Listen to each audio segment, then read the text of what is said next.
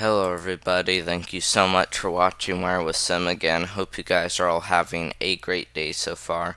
And in today's video, we're going to be going over your threats for severe weather the next few days, and we're even going to be going over the storm system that seems to be very interesting, and it doesn't look to be as strong as it did the last few days, or compared to what the GFS mod showed the last few days. So we're definitely going to have to check out these new changes with the storm system, and I do hope you guys do enjoy this video, and we're gonna go ahead and get started on it. So we're just gonna first start off with today. We just got a general risk on the west coast. This just includes western Oregon, western Washington, and even portions of northern California. So really all those areas are included in this general risk for thunderstorms. So not really super concerning today, but as we do get into tomorrow, well, what just happened? It's okay though.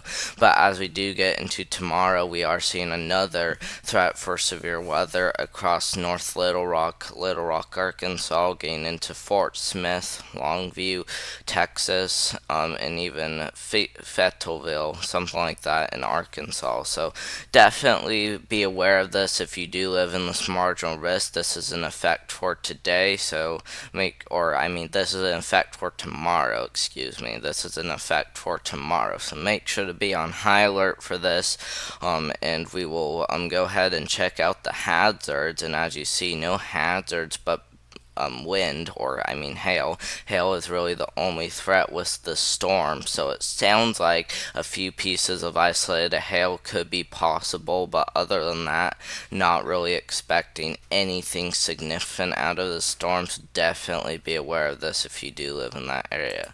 But we're going to go ahead and look at the severe weather threat for day 3, where we are seeing a slight risk for severe thunderstorms on day 3, and it sounds like this will be a pretty big concern because all hazards will be possible, and this is across places like Houston, Alexandria, getting into Memphis, Jackson, Tennessee, Jackson, Mississippi, and even a few other areas like Shreveport, Louisiana. So all of those areas are included in this. It looks like Little Rock may be included in this, but it's mainly the southern half of Little Rock that will most likely be included in this slight risk. So if you do live in this, make sure to be aware of this. I wouldn't be surprised to see this marginal risk extend farther north into Evansville, and we'll talk about that in a second, but definitely be aware of this if you live in the marginal or the slight risk. But this marginal does include New Orleans, Birmingham, almost Nashville, and then areas around that, so definitely be aware of this.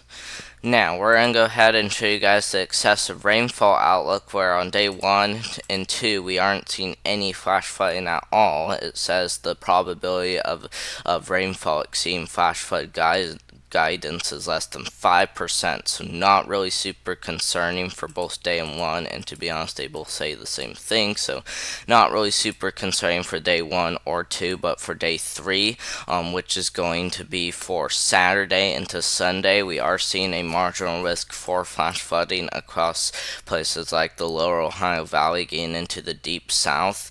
I'm not really sure why this marginal risk doesn't go more east, because this slight risk does include Houston, Little Rock, and even a few other areas. So I'm not really sure why this marginal risk for flash flooding had to extend so much east, but I wouldn't be surprised to see it extend more west because of the slight risk we have down here in Houston, Little Rock, and even a few other areas. But it sounds like quite a bit of it is still included in this marginal risk. Quite a bit of the slight risk is included in this marginal risk for flash flooding. So definitely be aware of flash flooding if you live in the eastern half of this slight risk. But if you live back out west, I would still want you to watch for some flash flooding, just because when you have a severe weather threat, lots of rain, it is usually the main concern with severe weather too as well. So definitely watch for flash flooding across like Houston, Dallas, and Little Rock, Arkansas,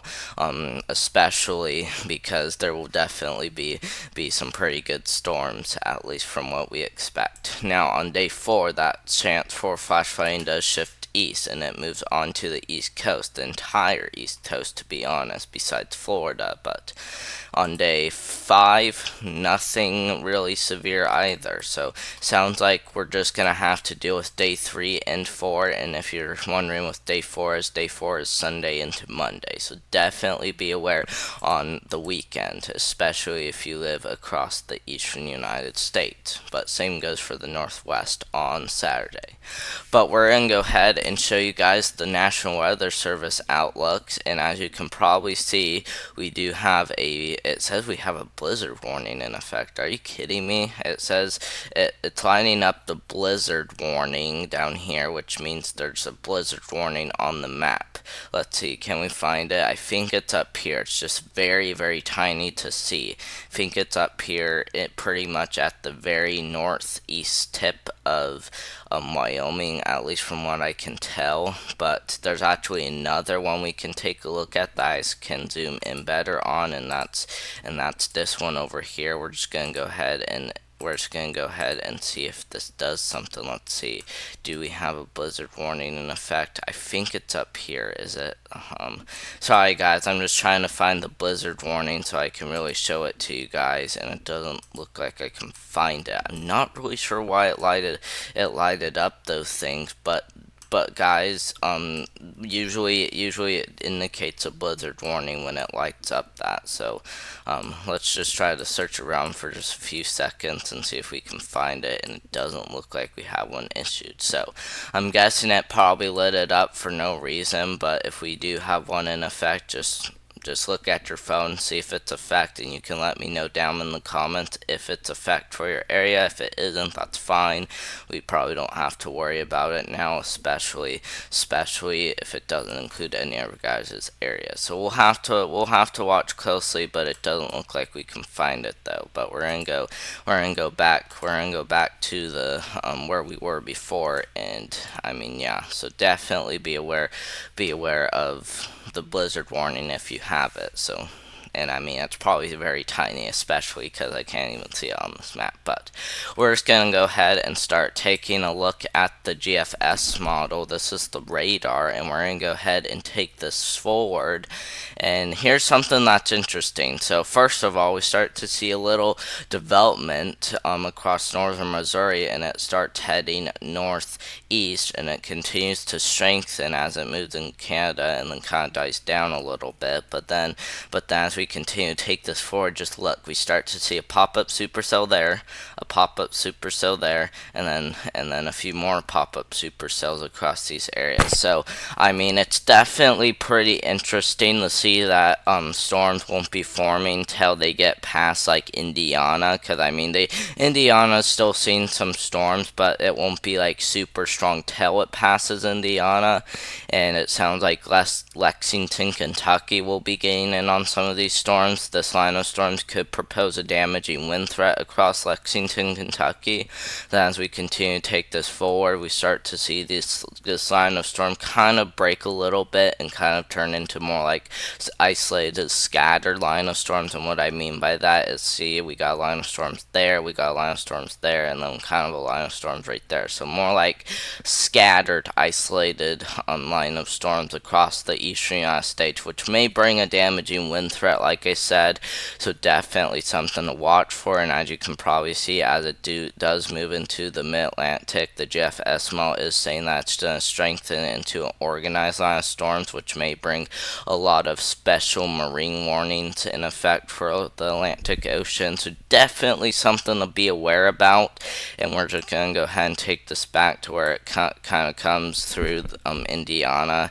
And well, we'll just pull it up. I do apologize for that, guys. But we're just going to go ahead and take this back to where it starts developing, which is right here. Okay, so we'll watch closely, but I'll show you guys and like I said at the beginning of the video, we'll talk about how this isn't developing till it passes Evansville in a second. But we're first gonna look at the dew points, where we do have some pretty good dew points on Saturday for severe weather. Our dew points will be in the 60s down here in Louisiana, Arkansas, Texas, portions of Mississippi, even pretty good portion of Arkansas down here into Alabama, Alabama, but up here to the north we are seeing some 50-degree dew points. So I don't know if I would say that's enough for severe weather, but we do have a lot of instability across this area on Saturday, which may propose a better threat for severe weather, so maybe like an upgrade to a marginal risk, but I wouldn't say it's going to extend all the way up north towards Indianapolis. So we're going to have to watch closely, but definitely start watching that area closely for severe weather, and you can let me know if there has been any changes to it as we do get into Saturday. But we're going to go ahead and look at the surface base cape. This is on the energy in the atmosphere, and as we continue to take this forward, this is where the energy seems to be the strongest, and as you can probably see in eastern Texas, Louisiana, Arkansas, and even Mississippi, we are seeing some pretty good cape across that area, at least up to 1,500 joules per kilogram, which is a lot of cape across those areas. But up here in Indiana, we actually do have a pretty good area of energy, at least up to 300, 400 joules per kilogram across the Evansville area. And yeah, this is on Saturday, so definitely start watching. We may see a little bit more cape across Indiana depending on how it plays out, but we're definitely going to have to keep watching this area closely, and we'll have to also keep watching. But we're going to go ahead and start looking at our temperatures. This is the normal temperatures that we're going to have, and we're going to take this all the way back to the very end. And as you can probably see, we kind of start out pretty good.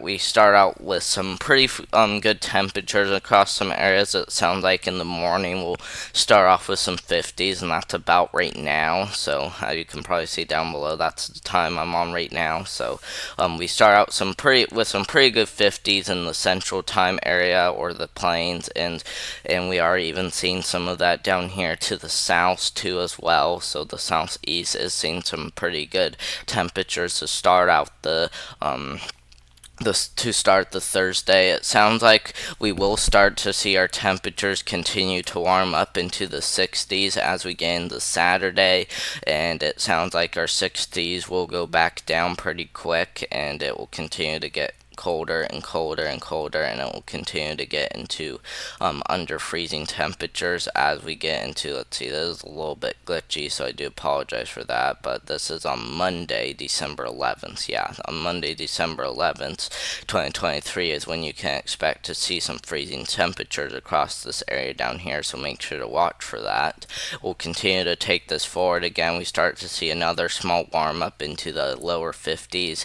Down here to the south, we are seeing some 60s and some 70s, so pretty pleasant, especially for the normal high for this time of year across these areas. So that's definitely about what it would be this time of year, is we would be about in the 70s and 60s down here to the south, and up here to the north we would be in the 50s, about maybe a little bit less, but definitely pretty pleasant for this time of year, as you can probably see. And as we do continue to take this forward, we'll start to see near freezing across the Ohio Valley, especially across Evansville, but all other areas are pretty much under freezing. As we continue to take this forward, I'm just going to take this all the way to the end where we start to see our temperatures go back to freezing a lot, and now you can probably see that's a really big cold front coming through. So that's a lot of uncertainty when we head all the way to the end of it, but like we will continue to see more warm up. Same goes for cool downs, but definitely keep watching on this. Things will definitely change with the GFS model. It heads so far out that things definitely change a lot. But thank you guys very much for watching. Hope you guys did enjoy this video. Hope you guys are having a great day, and we will do one tomorrow.